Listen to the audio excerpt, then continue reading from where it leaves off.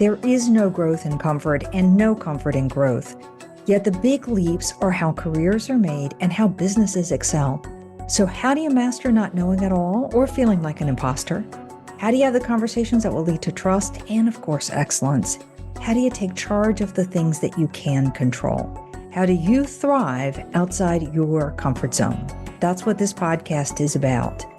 I'm your host, Wanda Wallace, and it's time to get out of the comfort zone. Welcome to the conversation. Today we're talking about mattering, which for me is a really interesting angle and what I think is a key component for being able to lead well. Right? And so here's the general argument. If you want a team that's motivated, engaged, committed, and taking accountability, then you need to be sure that each person knows that they matter to you and to the ultimate outcome. And that just doesn't mean that their productivity matters. I mean that they, as a human being, matter to you. Now, the question is, how do you do that? And why should you bother? And that's what we're talking about. My guest is Zach Mercurio. He's a researcher, leadership development facilitator, and speaker who's really all about purposeful leadership, mattering, and meaningful work, and positive organizational psych. The book we're talking about is The Power of Mattering, How Leaders Can Create a Culture of Significance. This isn't Zach's first book. He has another one called The Invisible Leader, and he advises leaders and organizations on how to build cultures that promote well-being, motivation, and performance. We clearly need more of those. Clients are companies like the U.S. Army, Delta Airlines, J.P. Morgan, Marriott International, and we could go on from that. Interestingly, he is one of Simon Sinek's optimist instructors, I think is the correct phrase. So, Zach, welcome to the conversation. Thanks, Wanda. I'm really happy to be here. I am happy to be talking about this because I really rather like this book. I say that often, but I don't say it every single day on the podcast. I really like this book. I like the distinctions you're making. But before I go there, why? You care about positive psychology. Why this concept called mattering? What got you thinking about that? Yeah, I was a PhD student. I was struggling to find a research interest. I was walking the halls of an academic building, and I was going to this free professional development training. And I remember seeing a janitor who I had interacted with a lot, especially in my late nights in the academic buildings. And she asked where I was going. And I said, I was going to a free training. And she said, how'd you hear about that? And I said, well, I got an email about it. And she said, I've been here for 10 years and no one's ever showed me how to get my email up and running. And her shoulders fell forward. I mean, and you could just see the dejection, like, gosh, this person matters. I don't feel that I matter. I mean, nobody's ever even told me about this free training. And so in our first study, we embedded ourselves with a group of cleaners to find out what did make work meaningful. And what we found was that people who were thriving, people who were motivated in a very difficult job, often experienced regular moments of what we've called mattering, feeling significant to other people, feeling seen, heard, valued, needed. That happened in small interactions, but people who were languishing, people who were struggling, tended to experience what that custodian experienced, little moments of signals that you were unnoticed, people throwing a piece of trash and letting it hit the floor and then walking right by you, your supervisor not knowing anything about your life, that you have to drop kids off at school, or that something's going on in your life that's taking your energy away, a supervisor who tells you that we could just get a monkey to do this job in an orientation session. These little moments of anti-mattering tended to predict languishing, whereas moments where you felt seen, heard, valued, and needed in small interactions tended to predict people thriving. Now, after that study, what we started seeing over the last 5 years was that more and more people said they felt invisible, ignored, overlooked in work. And we said, we have a name for that. There's an answer there. And so people ask me, why did I want to write this book? I said, I didn't really want to. I felt that I had to. We had the data, we had the concept, we had the construct, and it's more needed now than ever. Yeah, I think an awful lot of people, not just those at the lower rungs of the employment ladder, are feeling that they don't matter.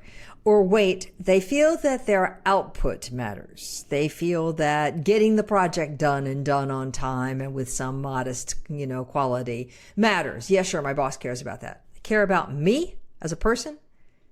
I think that's a big question an awful lot of people. And I think if you look at anybody who's talking about Gen Z at the moment, Tim Elmore in particular, you'll see that if you don't show that mattering, you're kind of stuck on leading them or keeping them or motivating them. So it's a huge, huge, huge topic. Okay, let's get some definitions in place. You use the word feeling heard, mattering, seen. Those sound an awful lot like inclusion and belonging. So how do you distinguish these topics? Yeah, first, mattering is the feeling and the belief that we're significant to the people around us, that we're important to people. It stems from a basic survival instinct we have to be important to one another, or another human being, so that person will keep us alive. Yep. It's primal. We have to be important to someone so that person will keep us alive in our life. And as we grow up, that need turns into the fundamental need to feel seen, heard, valued, and needed, to be significant to others, which is mattering. Now, mattering is different and more elemental than inclusion or belonging. So belonging is feeling part of and connected to a group. Belonging is being picked for the team, let's say. Inclusion is being able to take an equitable role in a group. Inclusion is being asked to play in the game. Mattering is feeling that the team wouldn't be complete without you. Mattering is feeling significant to individuals on that team, individual members. It happens through interpersonal interactions. For example, I could feel like I belong in this podcast conversation. I could feel included because I can share my voice and I'm represented here. But you may not be able to name any unique gift I have relative to anybody else you've talked to. You may not be able to show me how my unique gifts make a unique impact, or notice that I'm a caretaker for a parent. We can be in a room full of people, but be utterly invisible. And that is what not mattering is. But mattering is feeling significant, seen, heard, valued by individuals. And what's important is you can do a belonging intervention programmatically. You can do an inclusion intervention programmatically. You cannot develop a program to cultivate mattering. It only happens through interpersonal interactions. And this is key for what you were just saying. I mean, Gallup released a study in 2025, showed that we're the least engaged we've been in a decade. This is despite more well-being programs, DEI programs, perks, wage increases, over 100 validated surveys on how to measure engagement. The engagement services industry has become a $1 billion industry, but we're more disengaged than ever. Why? There's two data points that are important. One is just 39% of the sample said someone at work cared for them as a person. Just 30% said someone was able to name and invest in their unique strengths and potential. So one of the problems with how we've gone about trying to engage employees is we've expected people to care without ensuring they feel cared for. And you can't program or perk your way out of this. You can only redevelop and optimize your daily interactions to ensure the next person you interact with feels seen, heard, valued, and needed. Wow, you said a lot there. So let me see if I can kind of hit a recap on this one. I love your analogy. Belonging means that I'm picked for the team. Included means that I'm actually have a role on the team. But mattering means the team won't be the same without me. That's a high bar. That's a high bar, but every single person brings us their irreplaceable strengths, their purpose, their perspective, their wisdom. And if their job exists, then what they do should be needed. And, you talked about lower rung professions, but I also would argue that professions that have a high degree of mattering by nature are also under threat. I'm getting asked to work in healthcare. You can have a job that matters to literally save people's life, but not experience mattering in your job. And what we're finding is that people can have a job they love and not feel loved while doing it. And the problem is that many people are having daily interactions and experiences with the people around them and their leaders in which they feel unseen, unheard, and unvalued. And no amount of purpose or meaningful work or big strategic vision can make up for the daily experience of feeling that you don't matter. I mean, think about how you feel in any relationship when someone doesn't make any effort to get to know you, doesn't notice if you're struggling, doesn't offer help, doesn't remind you of the gifts that you have and doesn't show you that you're needed, think about what you do. We tend to leave. That's the same thing employees do. Yep. One way or another. They may still be withdrawing, taking a paycheck, Yes, but they're not there mentally. Yes. So, and, especially if you're working with the younger generation, I promise you're not going to get their attention unless they feel like they matter. It's like an essential thing. It's really interesting to me, this notion that I can be in a profession where I know I'm needed, that the job that I do saves people's lives or makes things different in significant ways, but not feel like I matter to my manager, to the people around me. That's just that just feels soul destroying to think about it. And that's your whole point. Yeah, one of our interview participants for a study we did for this book was a oncology nurse who had been there for 5 years, was promoted, got all of the awards, was actually paid decently, got good pay. But he said to me, I felt like I was in a room yelling and people listened to me, but nobody really cared. Nobody listened to his observations about how to improve patient experiences. Nobody listened to or heard his voice when he was advocating for more scheduling in his staff schedule. He said, I feel like I'm in a room, everybody's listening, but no one's hearing me and no one really cares. And so he actually quit that job. And he said no one knew he was going to quit because no one had had a meaningful conversation with him about how he was doing, none of his managers. And when we look at high performers, for example, in the 3 months prior to departure, on average, 50% of high performers who leave say they don't have a meaningful conversation with their supervisor on how they're doing. All right. I was coaching somebody this week where getting lots of attention from the leaders above this person, who are saying, we know you're in a tough situation. Okay? So on the surface, they look like they're saying you matter. Don't go kind of like hang in there sort of messages. I'm not convinced this person feels that they genuinely matter, even though they're getting a lot of attention. So what's your advice for the leaders in that particular situation? Yeah, I mean, that's well-intentioned, right? To say I get it, or we're all in this spot. It's a difficult time. It's unprecedented times. But leaders who tend to show people that they matter tend to go beyond empathizing and move towards compassion, right? Empathy is coming to understand what someone's going through and validating that experience. Compassion is offering an action to alleviate that struggle. Yes, that would be a dramatic shift for this. So the leadership conversation should actually be, hey, and I encourage leaders to talk to one another to get ideas. Hey, I have this person who's really struggling with this, and that's not okay here. We need their energy. What are some resources or actions that we can rationally take to alleviate that struggle? And then talk to that person. Hey, what are some things that you think I can do that I have control over that could alleviate this for you? Or digging into the feelings behind what the person's saying. If the person's struggling, how is this affecting your work? How is this affecting your life? I'm noticing that you're frustrated, that you may be more fatigued than usual.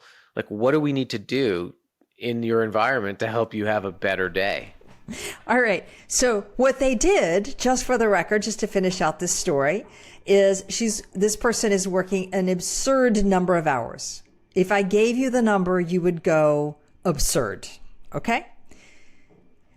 So what do? They hire me as a coach to come and help her deal with being temperamental or edgy or a little bit snippy with people. Yeah, that's what we tend to do. That's analogous to well-being programs, which are really coping programs. Let's give you the tools to cope with the stress that we unduly put on you. Yeah, let's not talk about the source of the problem or how we're going to fix it. Maybe not this month, but in 3 months' time, or what the timeline is, or something. I like that you pointed out in your example the temperamental aspect, because oftentimes some of the most difficult, quote unquote, difficult employees that companies ask me to work with, when I really dig deep, and you may see this too, are also the most unseen, unheard, feel most undervalued and undersupported employees. Because what happens when we don't feel that we matter, we either withdraw, as you said, like quiet quitting, isolating, silence, withholding, leaving, or we act out in desperation. Complaining, blaming, gossiping, protesting, right? Protest, complaining, that's usually the language of the unheard and unseen and unvalued. Right. It makes tons of sense. And I see loads of people where when you actually get to know the person, their story, their background, their life, you find this delightful character that is super easy to deal with. If you don't bother, you would think, oh, yuck, I don't like to talk to this person. Please, can we get them? They're not out of here. They're not a cultural fit. Yeah, I've been coaching leaders to drop the labels. Difficult person, toxic employee, disengaged person, low performer, because the moment we label someone is the moment we stop seeking to understand them. Because if you see someone as difficult, you tend to treat them as difficult. They tend to see themselves as difficult, and guess how they act? They act difficult. One of the reframes that we've seen that leaders who really have teams that feel that they matter to them, they have this reframe of, this is not a difficult person. This is a person who's behaving in ways that I perceive as difficult. And that opens up the space to like seek understanding of the many underlying forces that are happening there. What I would have liked that leader to do is to say, hey, you know what? This is not sustainable. Like, you should not be suffering in this way. I'm going to see if I can extend the deadline, or let's meet to see how we can divvy up your workload or something. And work through this. Like, that's what I would like to see, because then you feel seen. And even feeling seen in your struggle can help alleviate the struggle. Like, the problem is not that work is hard. The problem that work is hard alone. Yeah. Yeah. And you don't feel like you have support. You don't feel seen. You don't feel like you matter. Ultimately, that is really what the story is. Happy to use me, but I don't feel like I matter to you in the process. Right. Yeah. Boy, if I could just get every person I know doing that one, we would change the world, revolutionize it. All right. You tell a bunch of stories in the book about people that you've encountered who had these moments of mattering and how much it made a difference in their life. I was particularly struck by the one about the cleaner who, but tell me any story you love that kind of captures what great mattering really looks like. Well, I'll explain the cleaner one a little bit more, because this cleaner that we worked with, we'll call her Jane, from our research. She was one of the most sought after cleaners, right? She had been there for 30 years. I once asked her, like, what's the most meaningful part of your job? And she told me it was cleaning the bathrooms after the weekend in the university dormitories. And I was like, what? And she said, no, it's the part of my job that I hate the most. But every time I go into that bathroom, I say, I'm cleaning this bathroom so that these kids don't get sick. Right? That's an amazing mindset. But she hated her job in the first 3 months. In fact, she told me she was near homelessness. There was 14 jobs that rejected her. She kept saying to herself, why couldn't you have done something more with your life? Her friends were making fun of her for being in this job. How do you go from that to, I'm cleaning these bathrooms so that these kids don't get sick? Well, it was one supervisor, she told me, who in her third month on the job noticed that she was struggling. And he brought her into a break room. He goes, can we sit down for a minute? And he put a dictionary in front of her and had her read the definition of the word custodian, which is a person responsible for a building and everyone in it. And he had her read it out loud. And then he said, look at each of these students here walking by this conference room. They're the reason you're here. These are someone's precious child, like all of them. And they depend on you. And she told me that it was the first time in her life that someone showed her she was worthy. And it was that one moment, she said, that changed, quote unquote, changed my belief systems about myself and my job, and has kept me here for 30 years. And it was 2 or 3 minutes of that supervisor, not just noticing that she was struggling, making an effort to show her that she was affirmed, that this is the difference you're making. However you got here, this is why you're here. And then reminding her that someone needed her, that she was indispensable, that someone relied on her. And it changed the trajectory of her life. And what the research shows is that these moments, mattering happens in moments, not through big perks, awards, or programs. It happens through small interactions like this that are repeated, that help give people the evidence of their significance, so the belief that they're significant becomes stronger. Right. Okay. So give me a thing of what you would love to script managers to do. So we've talked about noticing. We've talked about letting me help you solve whatever problem is in front of you. What are the things you want managers to do to show that a person matters? Well, before I depict those practices, I do think it's important to recognize that a lot of us know these things are important. A lot of it is common sense. This should be the shortest podcast episode in history. I should just be able to say, be a good human at work and leave. There's the podcast, right? The problem is that common sense is not usually common practice. We have devalued soft skills for 50 years. We're in an environment that there's more competing for our attention than ever, than the person in front of us. And the skills to care for one another have withered because of our obsessive use of technology. I can get out of showing compassion to you now because I can just go into Slack and put a sad face emoji and say, I'm sorry to hear that. Every time we do that, I don't have to sit with you and seek understanding and show compassion. So I would actually argue probably that leader who didn't do this for that person is actually suffering a little bit from skill decay, where their skills to show compassion have decayed because they just haven't had to do it. Our technology disables us from doing it. So the first thing is that you have to be able to name and reskill yourself and approach these skills and practices with rigor. And there are 3 of them that contribute to experiences of mattering. Noticing people, we talked about that. Making sure people feel seen and heard. One practice that I recommend is to simply start asking better questions. Instead of how are you, how's it going, how's your shift going? Those are all greetings. They're not questions. Ask clear questions that actually have an object and a time frame. What have you been working on today? What's been most interesting to you today? What has your attention today? What were you working on 5 minutes before this call? That'll give you data to see people. Make sure they're open, not closed, not yes or no responses. And then make sure they're exploratory, not evaluative. And this is an important one. Most leaders ask their people evaluative questions. What's the status on that? How's that project going? Are you going to get that to me by next Friday? The way to think about whether you're more transactional than transformational with your people is to think, if you called your people out of the blue right now, what would their first reaction be? If it's terror or fear, it's not a sign that you're a bad leader. It's a sign that you're asking them more evaluative questions than exploratory questions.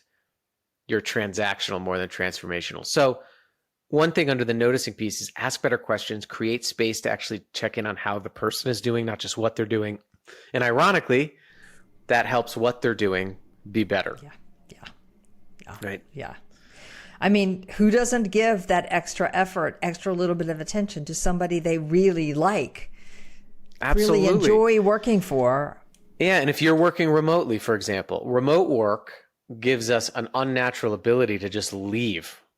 Like our podcast recording right now, there's a big red button that says leave. So if you were frustrated during this conversation, I click leave. I don't have to think about you again. That's not normal. That's not normal human behavior. So for example, if you see, one of the things we did with this law firm who has a bunch of managing partners and lawyers working on separate cases is that they committed, if they see someone that's frustrated, if they see something that's unsaid, but they're struggling with it, they will call the person and say, I noticed you were frustrated on that call. Is that right? And just these small micro practices of not letting things go, of reaching out proactively, have made a difference in that culture. And one of the other things they do is all the managing partners now do a call to each of the lawyers every week, not to check in on how the project's going, just to check in if there's anything they need from them to do better work on their case. All right. There's recruiting. There's reputation and culture. Clients will see the difference. You're going to get a little bit more out of those colleagues. They might stay, the good ones might stay a year or 2 years longer. And guess what? You as a leader have more data. Yeah. You can't lead someone you don't understand. Yeah. Right? You can't understand somebody you don't take the time to understand. And so the more data you have about what's going on, about what people are struggling with, the better you can lead the overall enterprise. Because, I mean, organizations are just individuals who organize. So the better you understand individuals, the better you understand your organization. Right. I love one of your quotes that gets cited all over, but I want to give it here. It's impossible for something to matter to someone who doesn't first believe they matter. Yeah, I think that quote resonates because if you look at, that's how I would summarize the past 50 years of motivation research. And it resonates, I think, because everybody knows that they would not be fired up about something when it or they felt that they didn't matter. Think about the last time you went above and beyond for someone who didn't treat you as important? Like, think about the last time you really put a lot of effort into a project that you thought was futile, right? Everybody listening is like, yeah, well, obviously. The key is that are you approaching the practices and skills with rigor to make sure that that feeling doesn't happen? And so we talked about that noticing piece, but also making sure people feel affirmed. They know how their unique gifts make a unique difference, and make sure they feel needed. They feel that they and what they're doing is necessary. There's nothing worse than feeling futile. Yeah. Yeah. And there's nothing worse for performance than people feeling futile, and for your leadership reputation and your brand and feeling futile. Okay, talk to me about this concept of affirmed. I really like the distinction that you make there. So explain what this is and why this matters. Affirmation is showing somebody how their specific unique gifts make a specific unique impact. It is different from appreciation or recognition. I think that what we've gotten wrong about mattering in the workplace is that we've expected symbols of appreciation or symbols of recognition to make people feel valued. Appreciation is showing general gratitude for who someone is, for someone showing up. You can have an employee appreciation day, you can have a free lunch, you can have some awards. That helps someone feel appreciated, a symbol of appreciation. Recognition is showing gratitude for what someone does. It's elevating their performance. But affirmation is showing them the specific evidence of their unique significance. So here's how that is important. You can have a symbol of value, like an award or a perk, but someone could still not feel valued by the people around them every day. Affirmation is interpersonally driven. And so it comes from those two sides, revealing people's unique gifts. And there are 4 of them. Everybody brings us their strengths, what they love to do and what they're good at. Everybody brings us their unique purpose, how only they impact the team. Everybody brings us a unique perspective, how only they see the world and the work. And everybody brings us their unique wisdom, what's something only they can teach us. Leaders who tend to affirm people name those and then name how they're making a difference. They don't assume that people know that they and their work and their gifts make a difference down the line. There's a Scottish theologian who has a quote, one of my favorite sayings says, "A river's source knows nothing of where it leads." We don't know our impact until someone reveals it back to us. We don't know our gifts and our strengths until someone illuminates it in us. I had a coach who was coaching me through something, and I was like, well, I didn't even know that. I didn't even notice that about myself. And he said, it's hard to read the label when you're inside the jar. And I love that, because what leaders do, the ultimate opportunity of a leader is to illuminate in people what they don't see in themselves. And that includes illuminating the difference that they make. Okay. All right. So affirming is showing somebody how their specific gifts are making a specific contribution. I couldn't give you a better formula for giving positive feedback. Specific gifts that make a specific contribution. And if you're trying to struggle with what gifts, look at their strengths, look at their purpose, look at their perspective, look at their wisdom. What are each of those that are making a specific contribution? Boy, that would put some pressure on. And it's not just appreciation day or appreciation week or bonus day, which is one day. I need moments of mattering throughout the given year, not just a periodic. It's that little moment after a meeting where a colleague, the meeting goes really well. You feel lots of great energy. You've solved a problem. And where you're tempted, because all of our attention goes to what's wrong, you're tempted to just think, oh, that was a great meeting. That's it. Great. Let's go on with the rest of the day. The difference between that and being able to say, hey, Wanda, if you're the colleague, I noticed in there about halfway through, you synthesized everybody's ideas, and you really did it creatively to make sure everyone felt heard. I mean, I've noticed that about you. You're a really good listener. And I want to let you know that what comes out of this would not have happened without you. And just that 30 seconds, instead of just going on with your day, can help your colleagues see the evidence of their significance, which they may not have seen. And it keeps them going. And guess what? They're going to do that in the next meeting. Yeah, that's right. That's how you get behavioral change, for sure.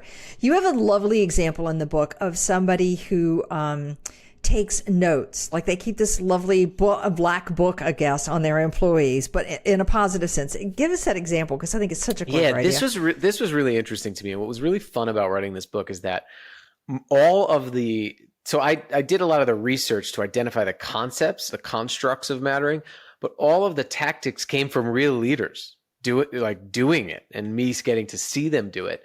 And there was this one woman who is the leader of a distribution center team. So really fast paced. She had over 25 employees, and the distribution center was struggling with engagement. And the only way I found her was they asked me to like parse the data out by team. And her team was like by far and away higher engagement score. So I went to the team and I just said, what are you doing here? What's going on? And they all said, oh, it's our leader. You know, she just gets us. We do anything for her. We love her. We love coming in because she's going to be here. And I asked her, I said, what do you do? And she said, 3 years ago, I was having trouble keeping track of everybody. Like I couldn't keep track of what they were doing, about their lives, that if a piece of equipment was broken, I kept forgetting about it. So on Friday, I have this little ritual where I take 5 minutes, I write down each of their names, and I write down one thing I heard them share, talk about, complain about. If they were nervous about a meeting, I'd write it down. If they had a piece of equipment that needed to be fixed, or they had a complaint about it, I would write it down. If their kid was starting baseball, I'd write it down. And on Monday morning, I start my week looking at that list, and I schedule in my phone a 3-minute check-in with each of them. And they don't know I have this notebook, she said. They do know now, but they don't know I have this notebook. And she said, I just say, hey, I remembered last week you were nervous about that meeting. How did it go? I remembered last week that we were supposed to get this piece of equipment fixed for you. Did that get done? And she told me, she looked at me, she said, Zach, I've realized, throughout my leadership journey that there's magic in being remembered. And I couldn't leave it up to chance anymore because there was too much going on. I had to write it down. And this is really important, because noting details about people's work and life and the conversations you have with them so you can follow up is such a key way to relearn our attention, retrain our attention in an environment where our attention is being fracked more than ever. Yeah, I agree.